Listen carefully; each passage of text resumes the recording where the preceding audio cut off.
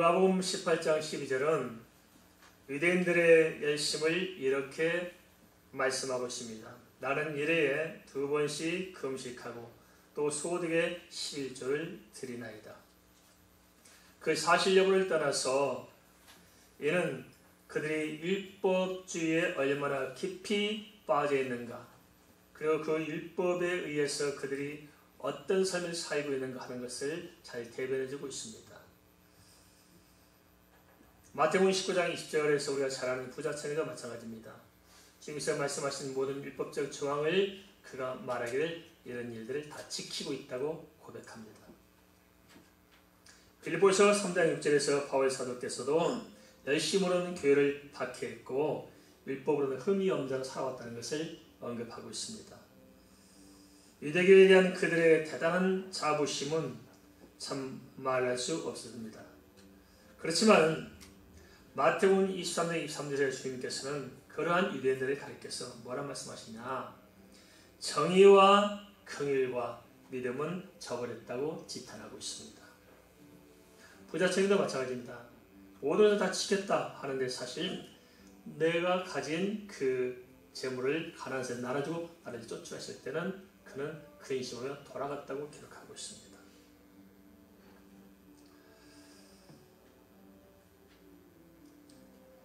요한복음 5장 16절은 당시 유대인들과 예수님의 마찰을 설명하는데요. 바로 이러한 유대교가 가지고 있는, 유대교에 빠진 사람들이 가지고 있는 그러한 배경 속에서 지금 예수님과 마찰을 빚고 있는 것을 그려주고 있습니다. 같이 한번 보겠습니다. 그러므로 안식일에 이러한 일을 행한다 하여 유대인들이 예수를 박해하게 된지라.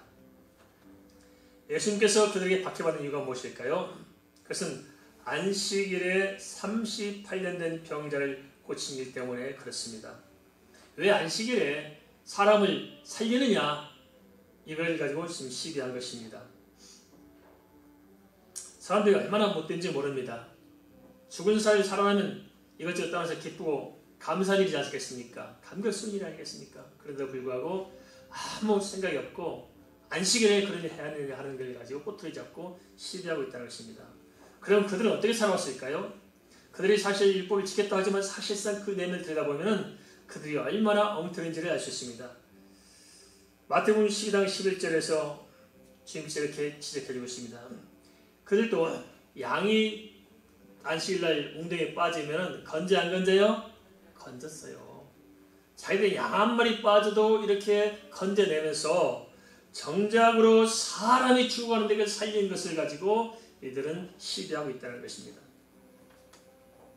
얼마나 모순됩니까? 한데요, 성경을 대하다 참 아이러니한 점들이 많습니다. 여호와의 신앙에 열심히 사람들이 오히려 철저하게 도피하고 애곡되고 타락한 모습을 보게 됩니다. 원래 이 시도 비슷하지 않을까 싶습니다. 예수 신앙이 전해지고 기독교 인구가 늘어가는 나라가 가만보면 도덕적으로, 윤리적으로 심각해요. 문제가 많습니다. 성경을 대하다 보면 이런 일들이 얼마나 많은지, 많이 보여주는지 말할 수 없습니다.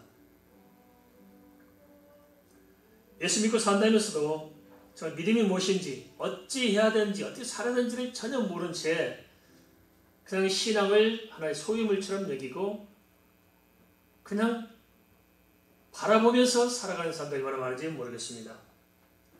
참된 신앙이 뭘까요? 참된 신앙은 서로 시비하는 것이 아닙니다. 율법으로 남을 판단하는 것도 아니고, 참된 신앙은 내 자신부터 말씀 앞에 비춰보면서 성경에 말하는 믿음으로 사는 것이고, 주의 말씀대로 정말 바른 정의를 쫓아 사는 것이고, 그리고 제 사랑으로 다른 사람들에게 긍휼을 베푸는 것입니다. 그게 예수 믿고 사는 사람의 삶의 몫이 아닐까요? 그런데 그들은, 유대인들은 자기들이 마치 하나님의 무슨 선택받은 특별한 어떤 선물인 것처럼 착각하면서 그냥 율법을 지킨다고 하지만 사실 율법도 자기들의 어떤 방식으로 대충 땜빵하면서 진짜 중요한 소중한 것들, 믿음은 팽개치고 정의는 팽개치고 또 긍휼을 잃어버리고 시비비만 열심히 하며 살아가면서 자기 자신들을 들먹이고 군림하며 살아가려는 어떤 패권에 익숙해 있다는 것입니다. 그러면서 유대인들은 계속 시비를 만들어냅니다. 요한복음 15장 17절에서 18절 말씀 보겠습니다. 예수께서 그들에게 이르시되 내 아버지께서 이제까지 일하시니 나도 일한다 하시매 유대인들이 이로 말미암아 더욱 예수를 죽이고자 하니 이는 안식일을 범할 뿐만이 아니라 하나님을 자기 친아버지라 하여 자기를 하나님과 동등으로 삼으심이라라. 왜 이렇게 자꾸만 꼬여가는 것일까요? 그것은 두터운 자기 껍질이 있으나 오랫동안 신앙의 연조가 쌓여올수록 변화되고 성숙하지 못하면 반면에 자기의 아집만 들어갑니다. 이건 대체로 그렇습니다. 오늘 교회 다니시는 분들 그렇습니다. 정말 예수를 제대로 만나서 내가 거듭나고 정말 주님 앞에 신실한 믿음으로 살아간 사람들은 세월이 연조가 길어질수록 참 아름답습니다. 뭔가 인격적으로 존경스럽고 본받을 만하고 정말 그 속에서 넘쳐나는 그 예수의 사랑과 향기로 인해서 정말 아름다운 분들이 많습니다. 그런데 반대로 진짜 예수 만나지 못하고 신의 열심만 가지고 살아온 사람을 보면은 가면 갈수록 무서워져요. 그렇죠? 본인은 아주 믿음이 좋은 줄로 아는데 입에서 말 한마디 나오는 게 보면 그냥 머리가 아찔아찔해요. 그리고 얼마나 남 판단하기 좋아하고 얼마나 그렇게 그냥 간섭하기 좋아하고 얼마나 그렇게 잘난 척이 좋아하는지 그런 자기들 믿음이 좋은 줄로 착각하는지 우리 교회는 그런 걸 한 번도 없는 줄 믿습니다. 저다 말하는 분이 다 자기로 생각하고 있는 것이죠.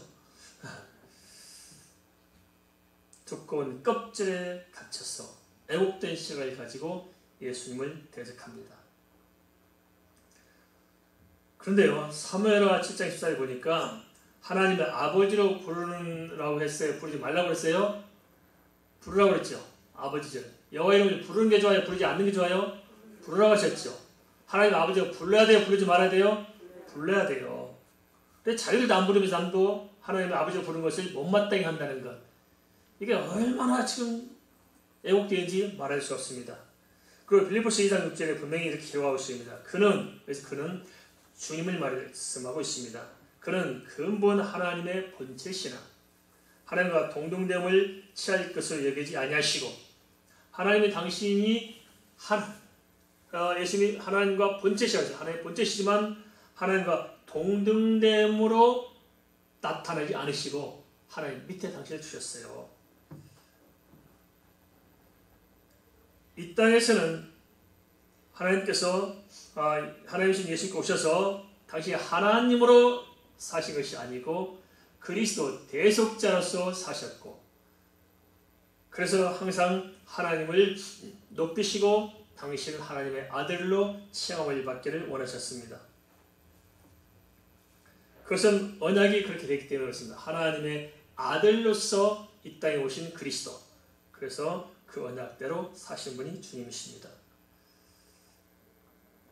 그런데요, 자기들의 판단으로 그러한 예수님을 십자가에 못 박았습니다. 그 종교적인 열심, 자기들의 잘난 맛으로 예수님을 못 박습니다. 참 아이러니하잖아요. 그죠? 하나님의 선민한 사람들이 하나님이 싫어하는 짓을 하고 있습니다. 그래서 요한복음 8장 44절은 예수님께서 그들을 가르쳐서 마귀의 자식이라고 이야기하고 있습니다. 또 한편에서는 해칠한 무덤이라고 이야기하고 있습니다. 해칠한 무덤이 뭡니까? 겉보기는 아주 하얗고 반들반들하고 아주 굉장히 경건해 보이지만 속 뚫고 여기 들어가 보면 그 안에 시체들이 썩는 냄새가 고약하잖아요. 해칠한 무덤이다. 유대인들의 특징, 해칠한 무덤이다. 마귀의 자식이다. 근데 유대인들만 그런 것이 아니고 오늘날 이 시대도 그런 모습을 가지고 사는 사람들이 많지 않겠느냐. 우리가 좀 냉정히 생각해봐야 됩니다. 한국교회 좀 심각한 문제에 부딪혔습니다. 어떤 문제냐? 전임 목사님이 퇴임하시고 후임 목사님이 이렇게 서로 바통을 이어가야 되는데 이 바통 터치 때문에 시끄럽지 않은 교회들이 거의 없어요. 너무너무 시끄러워요. 바울과 디모데가 그렇게 시끄러웠을까요?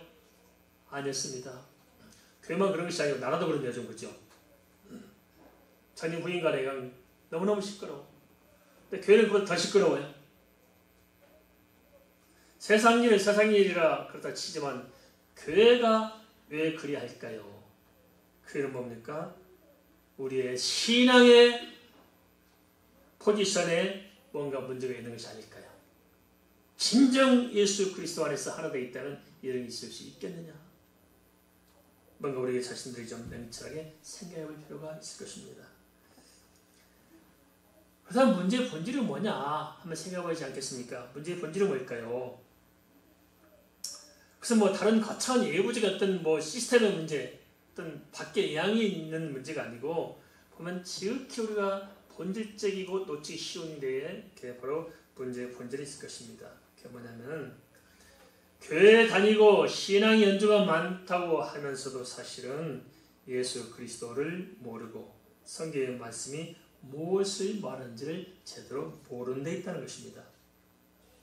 어느 시대되고 마찬가지고 이 시대 크리스천들 또한 여기서 예일 수가 없을 것입니다. 진짜 삼위일체 하나님을 제대로 안다면 신앙에서 이렇게 태만해 갈 수 있을까요? 진짜 하나님을 안다면요. 유대인들은 자기들이 선민이라는 종교적인 어떤 자부심을 가지고 살았습니다만은 그러나 그들은 하나님을 몰랐고 그들은 하나님 하신 일을 알지 못했던 것입니다. 요한복음 5장 19절 20절에서 주님께서 이렇게 말씀하십니다. 같이 보겠습니다. 그러므로 예수께서 그들에게 이르시되 내가 진실로 진실로 너에게 이르노니 아들이 아버지께서 하신 일을 보지 않고는 아무것도 스스로 할 수 없나니 아버지께서 행하시는 그것을 아들도 그와 같이 행하느니라. 아버지께서 아들을 사랑하사 자기가 행하신 것을 다 아들에게 보이시고 또 그보다도 더 큰 일을 보이사 너희로 놀랍게 여기게 하시리라. 어찌 보면 너무도 당연한 일들을 말씀하고 있는데도 불구하고 문제는 뭐냐? 말씀을 들어도 듣지 못하고 눈으로 봐도 보지 못한다는 데 문제가 있습니다.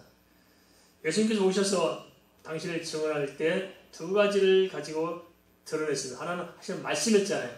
하나는 행하신 이적이었습니다. 아무도 예수님처럼 말하시는 사람이 없었고 아무도 예수님처럼 이적을 행할 수 없었을 것입니다. 그것만 가지고도 예수님께서는 이때 오신 그리스도의 예수님을 충분히 입증하고 남았습니다. 그런데 희한하죠. 사람들의 주에 그 말씀을 들었음에도 불구하고 또 그런 이적을 보았음에도 불구하고 듣지 못하고 보지 못합니다.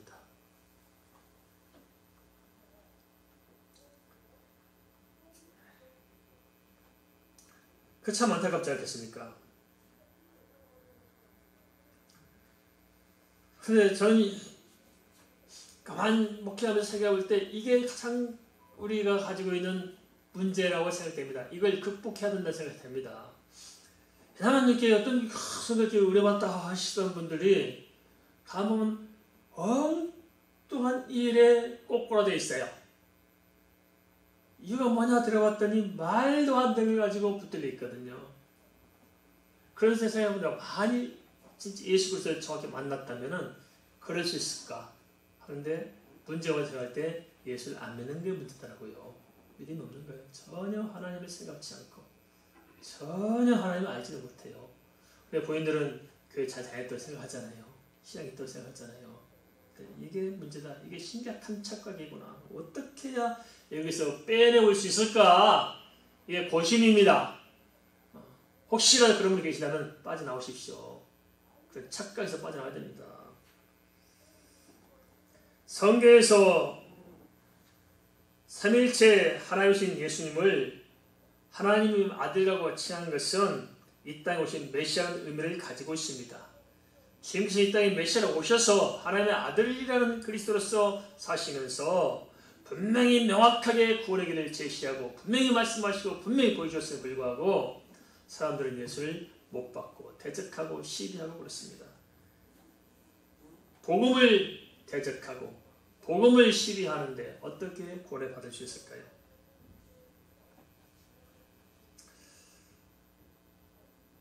빌립보서 2장 6절은 말씀대로 예수는 하나님의 본체시라고 언급하고 있고요. 한데 당시 유대인들이 참 답답하게 알지 못하고 대적하는 것입니다.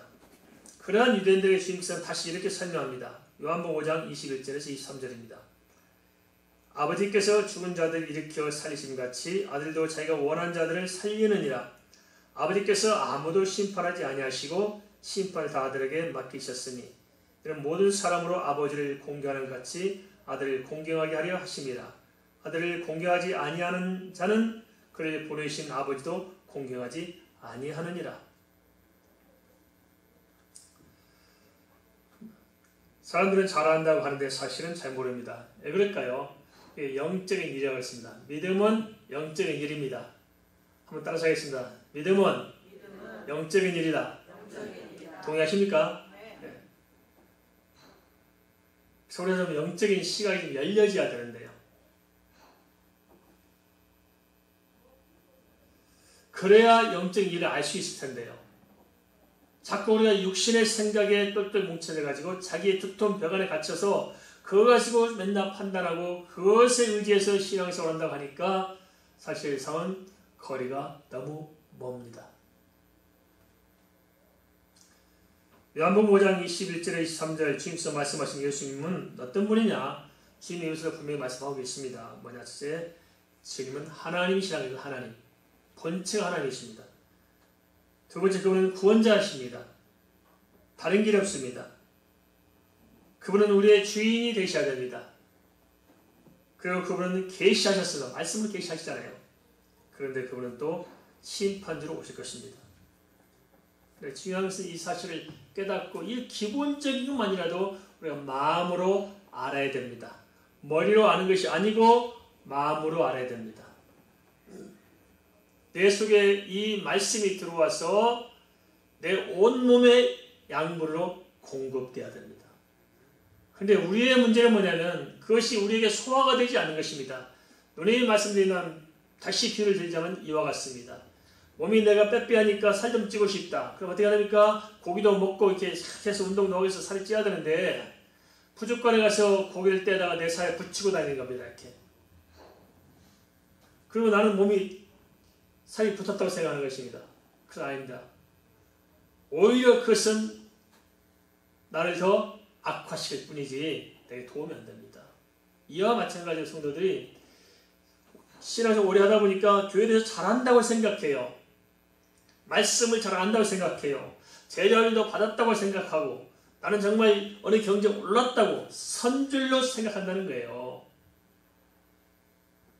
그렇지만 실상은 아무것도 모르는 거죠. 신앙을 가지고 살았지.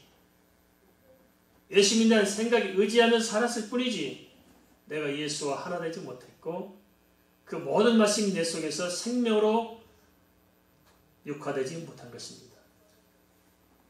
그러면서 내 눈에 보일 때는 내 경력이 있으니까 이만큼 성경도 읽었고 이만큼 이력도 있으니까 자 그걸 바라보면서 그걸 가지고 판단하고 시비하면서 내 믿음이 좋은 줄로 착각한다는 것입니다. 그러나 알고 보면 아직 영적으로 눈이 안 열린 것입니다. 영적으로 눈이 열리면 내가 얼마나 비참한 존재인가를 먼저 알게 돼요. 아, 나 이런 존재구나. 나 지금 제약 때문에 너무 괴로워서 견딜 수가 없어요.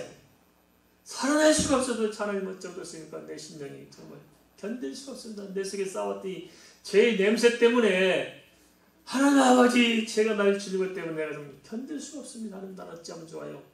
탄식하며 몸부림치며 질서를 떨쳐내고자 주님을 붙잡고 매달리지 않겠습니까? 진짜 예수 앞에 서서 하나님 앞에 심판받을 내 자신을 생각한다면 누굴 비판해요? 누굴 판단해요? 뭘 흔들어 잡게요? 아니죠. 진짜 예수를 믿고 진짜 예수를 알고 진짜 예수를 깨달은 사람과 아닌 사람의 차이가 너무 많습니다. 우리는 진정성을 잃어버리고 너무나 많이 겉돌고 있다. 이게 오늘날 우리 교회들의 문제입니다.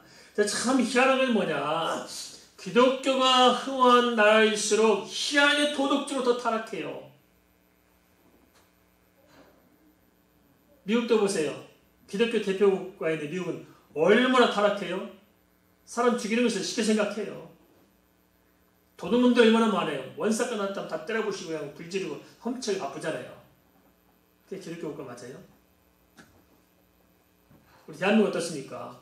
한때 1200만 명이라고 크리스찬이 많다고 이렇게 떠들었는데 우리나라 달라진 게 뭡니까? 다 뭐뭐뭐 후보들 다 뒤져보면 다 또 어렸을 때 어느 교회 출신이고 크리스찬이고, 그런데 도둑놈 잡고 보니까 크리스찬이고, 사기꾼 잡아보니까 크리스찬이고, 어떤 사람 잡고 보니까 또 어느 교회 뭐 어떤 사람이고. 정말 심각합니다. 예수를 아는 것일까요? 만난 것일까요? 믿는 것일까요? 바로 이게 바로 유대인들이 예수님이 했던 그대로 우리가 전철을 밟고 있는 것입니다. 예수 우리를 제대로 만나고 제대로 아는 것이 왜 중요할까요? 그것은 우리의 영원한 생명을 좌우하기 때문입니다. 동의하십니까? 우리 생명이 아닌 문제예요. 신앙생활은 은과 금을 구하는 것이 아닙니다. 은과 금의 문제가 아니고 예수 그리스도의 이름을 구하는 것입니다. 은과 금을 구한들 해결 안 돼요.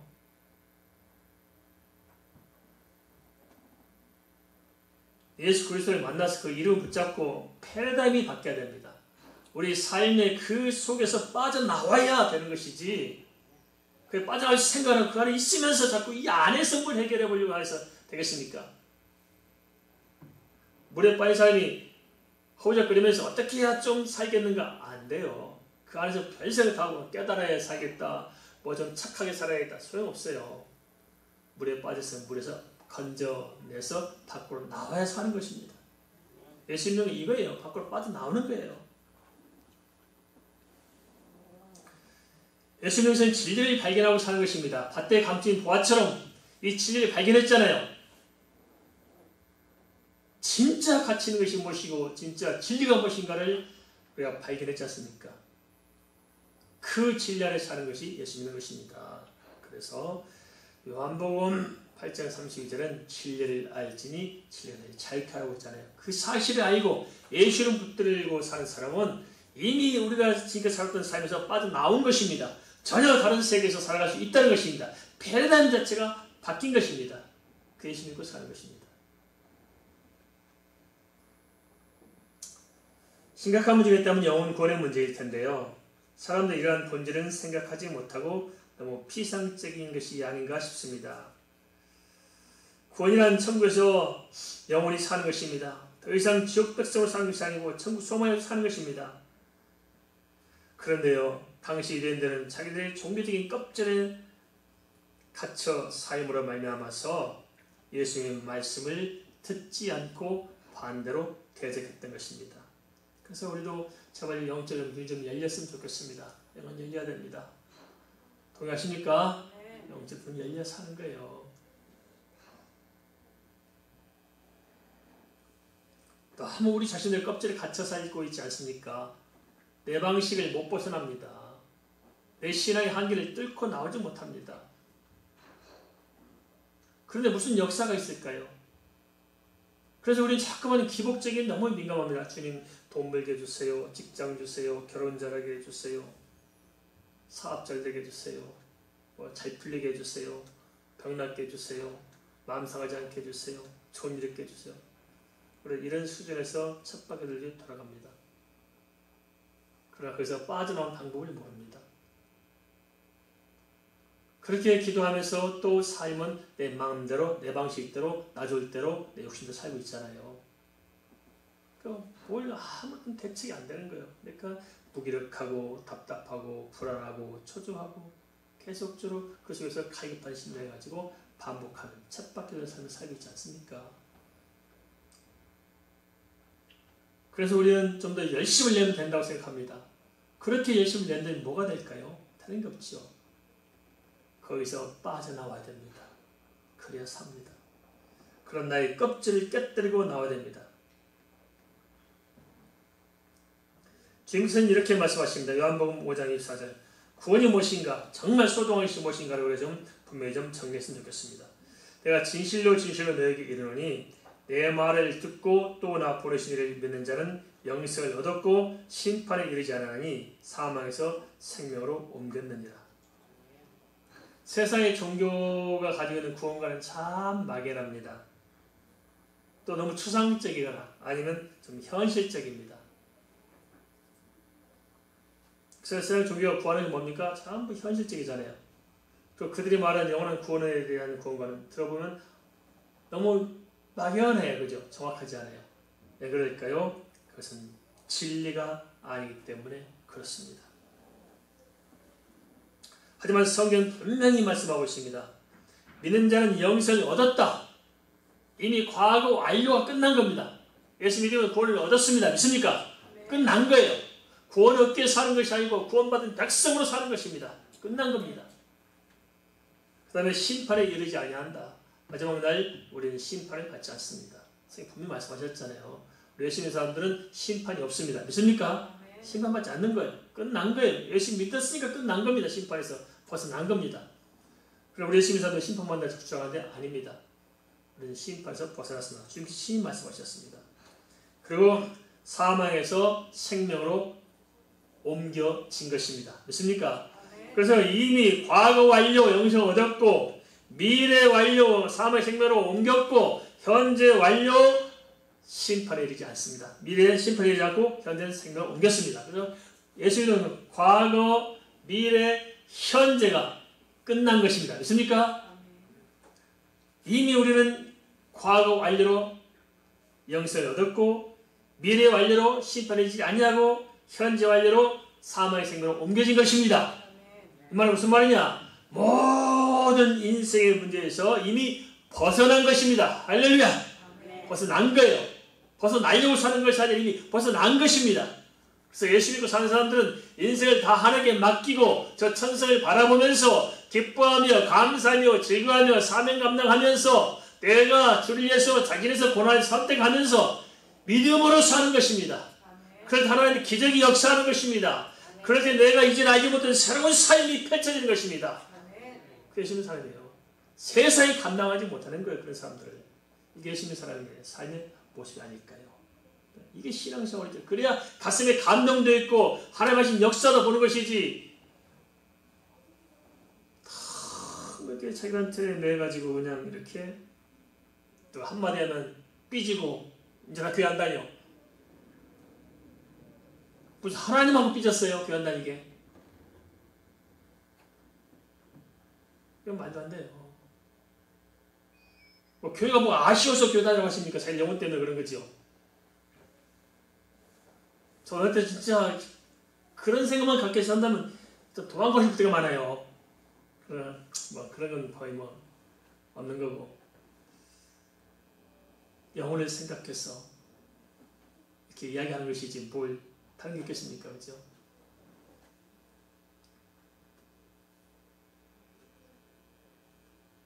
이런 영적인 사실을 알고 믿고 깨닫는다면 얼마나 좋을까요? 한 해 한 해 가까운 곳은 갈수록 흑암에 휘둘리고 있다는 것입니다. 마지막 시대에 가면 갈수록 더 심각해질 거예요. 이걸 잘 깨달아야 됩니다. 요즘도 별반 다르지 않은 것 같습니다. 크리스천들이 점점 세상적인 논리에 침몰해가면서 그 사실을 깨닫지 못하고 있습니다. 요한복음 5장 25절 27절은 이렇게 말씀하고 있습니다. 진실로 진실로 너에게 이르노니 죽은 자들이 하나님의 영성을 들을 때 오나니 곧 이때라. 든 자는 살아나리라. 아버지께서 자기 속에 생명이신 같이 아들에게도 생명을 주어 그 속에 있게 하셨고 또 인자됨으로 말미암아 심판 권한을 주셨느니라. 우리가 다른 것보다도 영혼을 좀 생각했으면 좋겠습니다. 주님께서 말씀하셨거든요. 주의 음성을 들을 때 하나님 아들의 음성을 들을 때가 오나니 곧 이때라고 말씀하셨습니다. 주님께서 곧 그리스도의 대신 주님께서 생명이시라는 것을 이미 말씀하셨습니다. 그것을 놓치면 어떻게 될까요? 따라서 진정으로 내 영혼을 생각한다면 나 자신에게 좀 더 냉철해질 필요가 있습니다. 다른 사람들에게 판단하고 비판하는데 냉철하지 말고 내 자신에게 냉철하고 좀 더 주도면밀하게 대답할 필요가 있다는 것입니다. 진정 믿음의 사람이 맞는지, 야, 진짜 하나님 만났는지, 내가 구원의 소망이 있는지 좀 깊게 헤아려 보시기 바랍니다. 내가 도대체 하나님에 속한 친구를 무엇일까요? 그것은 믿음이 아니겠습니까? 그러면 진짜 내가 믿는 그 믿음이 진짜 구원이 되는 믿음인지 아닌지는 뭘로 알 수 있겠느냐? 우리 이 점을 별로 생각하지 않습니다. 믿습니다 하면 다 되는 줄 압니다. 아닙니다. 내가 만난 주님, 내가 믿습니다 그 믿음의 고백이 무엇인지를 좀 생각해 봐야지 않겠습니까? 그죠? 내 믿음이 어떤 믿음인가를 좀 살펴봤으면 좋겠습니다. 오늘날 예수 그리스도를 제대로 모르는 사람들은 똑같은 전철을 밟을 것입니다. 비판하고 판단하지만 주님을 따르지 않습니다. 바리새인들은 자기들의 종교적인 의를 내세워 영혼을 살리는 주님을 대적했습니다. 종교는 사람을 착각하게 만들고 교만하게 만들고 오히려 세상 욕심에 도착하게 만듭니다. 그렇지만 사이기에서 어찌해야 됩니까? 종교가 아니고 복음을 선택해야 됩니다. 복음을 붙들어 사는 것입니다. 거듭나야 됩니다. 잘못된 종교는 오히려 사람을 더 악화시킵니다. 고상하게 망하게 만듭니다. 거기서 빠져나와야 살 수 있습니다. 만약 진정으로 예수 그리스도 안에서 거듭나지 못하면 어떤 일이 있을까요? 우리가 이 점을 깊이 생각해서 내 신앙의 포지션을 다시 정해야 됩니다. 요한복음 5장 28절 29절 이렇게 말씀하고 있습니다. 이를 놀랍게 여기지 말라. 무덤 속에 있는 자가 다 그 음성을 들을 때고 나니 선한 일을 행한 자는 생명의 부활로 악한 일을 행한 자는 심판의 부활로 나오리라. 우리가 구원은 믿음으로 받습니까? 행함으로 받습니까? 그런데 성경 이상이 말씀하고 있잖아요. 선한 일을 행한 자는 생명의 부활로 악한 일을 행한 자는 심판의 부활로 나온다. 지금 행함해가지고 말씀하고 있습니다. 왜 그럴까요? 깊게 성경을 봐야 됩니다. 그 뭐냐? 이 말씀은 그래서 안 믿는 사람들이 준 것이 아니고 하나님 믿는다고 말하는 사람들에게 주신 거예요. 그래서 선한 사람, 선한 일을 행한 자는 생명의 부활이지만 악한 일을 행한 자는 심판의 부활이란 말은 무슨 말이냐? 진정 믿느냐? 그 믿음이 어떤 믿음이냐? 진짜 믿는 믿음은 구원은 믿음으로 받지만 진짜 구원받는 믿음은 행함이 따르는 믿음입니다. 믿습니까? 그래서 지금께서는 열매를 가지고 이야기하는 것입니다. 선한 열매가 따르는 진짜 믿는 자는 생명의 부활로, 제멋대로 살아가면서 믿는다는 사람들은 진짜 믿음이 없는 사람이기 때문에 심판의 부활로 나오리라. 이렇게 이야기하고 있습니다. 우리는 어디에 속하고 있습니까? 잘 봐야 됩니다. 내가 진짜 믿는 것인지, 내 믿음의 증거가 무엇인지 그것을 잘 살피자는 것입니다. 조만간에 재림이 있을 것이고 심판이 있을 것입니다. 지금서 재림하시는 산자와 죽은 자의 부활과 심판이 있을 것입니다. 아무나 구원받는 것이 아니고 선한 일을 행하는 자, 곧 믿음의 증거, 살아있는 믿음, 구원에 이른 믿음이 있는 자가 구원을 받습니다.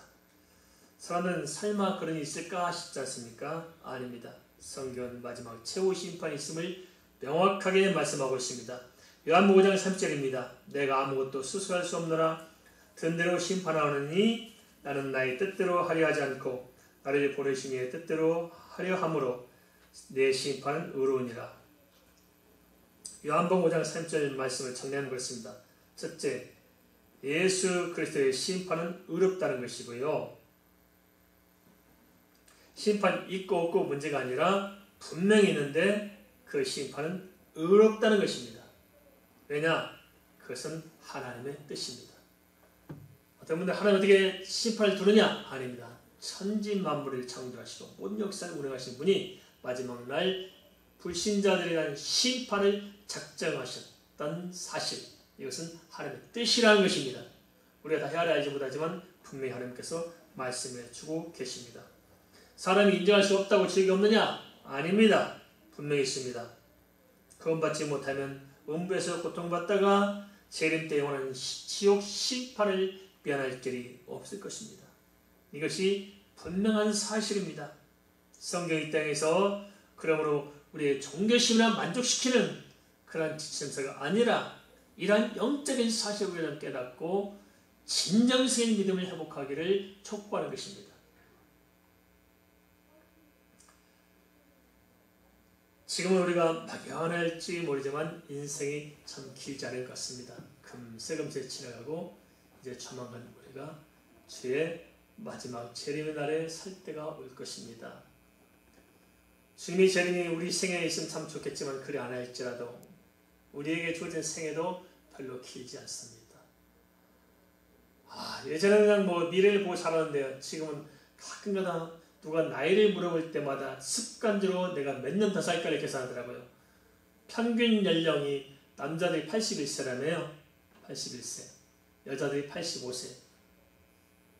여자들이 좀 찔기니까 더 오래 사는 것 같아요. 81세. 그럼 제가 계산해보는 거예요. 81세 빼기 지금 나이 해보면 되잖아요. 아이고, 그래보니까 또 인생이 갑자기 험해지네 또요. 그런데 그게 빼도 박도 못하는 객관적 사실입니다. 그럴 때 내 남은 생을 어떻게 살아야 되냐 도대체 이거. 천국이 분명히 있고 지옥이 분명히 있고 이 영생이 분명히 있는 이게 하나님의 창조한 영적 존재의 사실이 분명할 때 이 남은 시간을 지금 내가 어떻게 보내야 되느냐. 이게 심각해지더라고요. 그렇지 않습니까? 우리가 그 입장에서 제 음성을 듣고 우리 믿음의 포지션을 정확히 정해야 됩니다. 그래야 후회함이 없을 줄 믿습니다.